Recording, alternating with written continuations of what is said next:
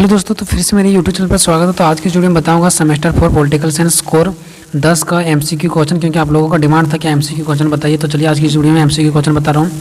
आपको रट्टा नहीं मारना, बस आपको एक बार पढ़ लेना नाम, ठीक है। और यहाँ पे 4 ऑप्शन दिया है और उस ऑप्शन को आपको बिल्कुल देखना ही नहीं है जो ऑप्शन आपका सही नहीं है।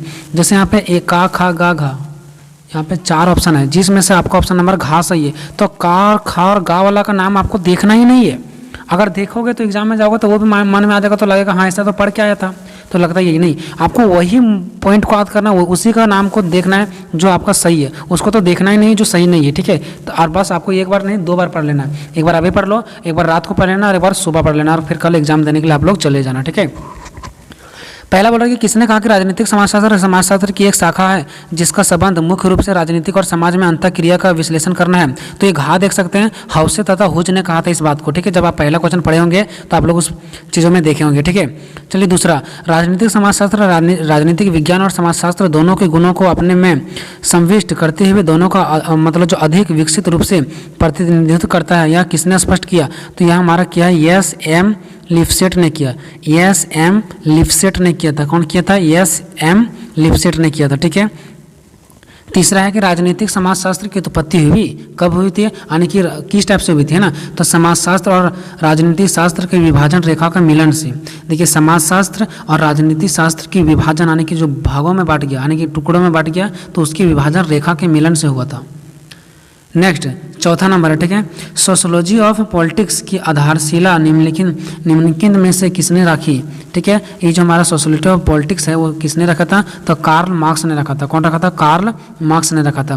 पांचवा है कि एलिट शब्द की उत्पत्ति किस शब्द से हुई थी? तो हमारा कहा है इलिजर से हुआ था। किससे हुआ था? इलिजर से हुआ था। चलते हैं नेक्स्ट छठा नंबर, अभिजनवादी संस्थात्मक दृष्टिकोण के मुख्य प्रतिपादन कौन था, है ना?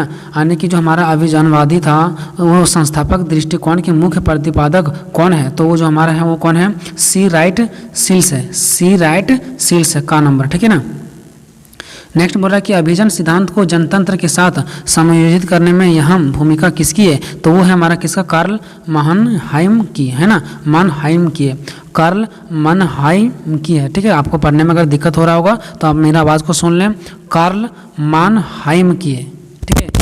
इसके बाद मैं बताऊंगा प्रीवियस ईयर का एमसीक्यू क्वेश्चन जो पिछले साल आया हुआ था उसको बताऊंगा इसकी नेक्स्ट वीडियो में, ठीक है। क्वेश्चन नंबर 8 है यहाँ पे, राजनीतिक विकास का अर्थ आधुनिकीकरण से कौन विधान मतलब लगाते हैं? कौन ऐसा है जो कि आधुनिकीकरण से कौन विधान लगाते हैं, ठीक है। तो यहाँ पे आप लोग देख सकते हैं, ठीक है। क्वेश्चन नंबर कौन सा ही था मेरा? 8 था, यानी कि का नंबर है इसका ऑप्शन, ठीक है। का नंबर मतलब आप लोग समझ पा रहे हैं ना कौन नंबर है? यहाँ पे देख सकते हैं गोरन मिडॉल्स लर्नर, देखिए दोनों ने कहा था, एक गोनर मिडॉल कहा था और एक लर्नर ने भी कहा था, ठीक है। दोनों ने इस बात को कहा था। नेक्स्ट राजनीतिक, यहाँ पे देख सकते हैं नेक्स्ट राजनीतिक विकास को जन संगठन तथा सहभाग से किसने जोड़ा है? तो ये जोड़ा है कार्ल डॉयस और कॉर्ल्स ने, ठीक है। नेक्स्ट 10वां नंबर में राजनीतिक विकास का संकल्पना पर विचार करने वाले विधानों में अग्रणी कौन है? तो वह हमारा लुसियन पाई। कौन है? लुसियन पाई है। आप लोग देखे होंगे क्वेश्चन नंबर 2 जब पढ़े होंगे राजनीतिक संस्कृति को, ठीक है। तो वहाँ पे जो मेरे था उसका नाम आया हुआ था लुसियन पाई। उसका तो बोल रहा है राजनीतिक आधुनिकीकरण को एक बहुपक्षीय प्रक्रिया किसने कहा, ठीक है। किसने माना है, किसने कहा है? का नंबर, यानी कि डॉ एस पी वर्मा, है ना, यानी doctor S P Verma.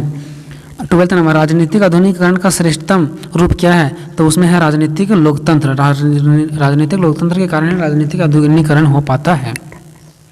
13 number, राजनीतिक संस्कृति का कार्य के प्रति अभिमुखीकरण की संज्ञा किसने दी? ठीक है, तो उसने कौन सा दिया? अमंडन ने दिया। आप लोग क्वेश्चन नंबर 2 में ही पढ़ेंगे। जब देखिए अगर आप लोग वो वीडियो देख करके आएंगे तब निश्चित तौर पर आपको समझ आ जाएगा, ठीक है। तो कौन दिया? का नंबर अमंडन ने दिया। कौन दिया? अमंडन ने दिया। 14 नंबर क्वेश्चन पर राजनीतिक व्यवस्था में राजनीतिक संस्कृति को समूहित इतिहास उपज किसने बनाया है? तो ये हमारा कौन बनाया है? ये हमारा का नंबर लुसियन पाई। ये भी हमारा लुसियन पाई है, ठीक है ना। इन आपको नाम याद रखना, लुसियन पाई और अमंडन, ये सब चीज़ों को याद रखना, यही सब आपके आंसर में आने वाले, ठीक है। 15 नंबर क्या हो रहा है? राजनीतिक समाजीकरण को राजनीतिक संस्कृति में प्रवेश करने की प्रक्रिया सीखने माना है ना। तो यहाँ पे सीखने है तो किसने माना है ना, गलती से टाइपिंग हो गया। तो ये अमंडन एवं पावेल ने किया। जब आप क्वेश्चन नंबर 3 देखे होंगे मेरा, है ना, अमंडन एवं पावेल ने। चलिए क्वेश्चन नंबर 16, सामाजिकरण की प्रक्रिया राजनीतिक पद्धति में न केवल अस्थायित्वता लाती है बल्कि आवश्यकता पड़ने पर परिवर्तन को भी सरल बना देती है। यह उक्ति किसकी है, मतलब यह जो कथन है वो किसकी है ना, तो आमंडन और पावेल का ही है। देखो कितना नाम आ रहा है सो।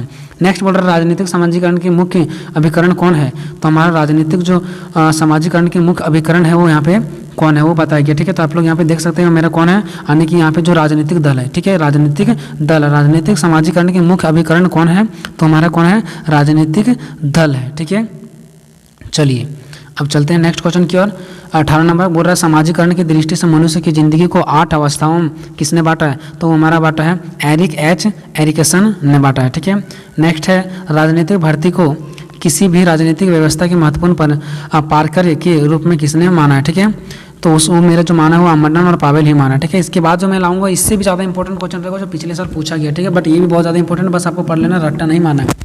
नेक्स्ट क्वेश्चन पर राजनीतिक भर्ती एक ऐसी प्रक्रिया है जिसके द्वारा व्यक्ति पदाधिकारी की भूमिका प्राप्त करने व पंजीकरण कराने का प्रयास करते हैं। यह उक्ति कथन किसकी है, तो यह है हमारा रस अलोत्तफ का। किसका है, रस अलोत्तफ का है। ठीक है, तो ये चलिए इसका आंसर क्या हो जाएगा, रस अल्तौफ हो जाएगा, है ना, रस अल्तौफ।